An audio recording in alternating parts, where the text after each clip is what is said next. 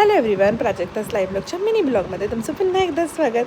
सकाळी छान वारा सुटला होता आणि इथे नेहमीप्रमाणे टिफिनची तयारी चालली होती. अप्रॉक्स सकाळचे 6:30 वगैरे वाजले असतील.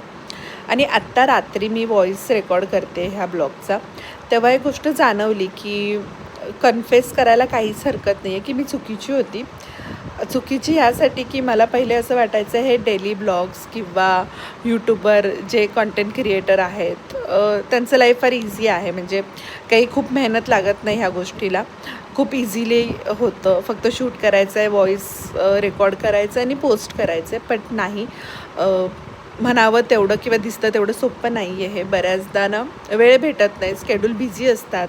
डेली ब्लॉग्स करणं तर अजिबातच नाही, कारण की आपल्याला आपली कामं आवरत शूट करणं हे जवळजवळ मुश्किल असतं खरं सांगायचं तर. आणि बऱ्याचदा आपल्याला असं होतं की हे मी शूट करेल आणि ती कामं झाल्यानंतर असं होतं की अरे हे शूट करायचंच राहिलं, म्हणजे आपण हे आपल्या ब्लॉगमध्ये टाकू शकलो असतो, लोकांना आवडली असती कदाचित ही गोष्ट, बट ती वेळ निघून गेलेली असते. व्हॉईस रेकॉर्ड करतानाही बऱ्याचदा फंबल होतं, काही शब्द चुकीचे वापरले जातात, मग पुन्हा व्हॉईस रेकॉर्ड करा वगैरे असं होतं. बट असो, मी गिवअप करणार नाही आहे, मी ब्लॉग्स बनवत राहणार आहे. आणि इथे ना मी हे व्हेजिटेबल वेस्ट साठवते कंपोस्ट खत बनवण्यासाठी, तर ते शेअर करावं असं वाटलं तुमच्यासोबत. आणि माझ्यासोबत ही सगळ्यात वाईट गोष्ट घडली. दिवस संपता रात्रीची भांडी आवरताना माझं नख तुटलं.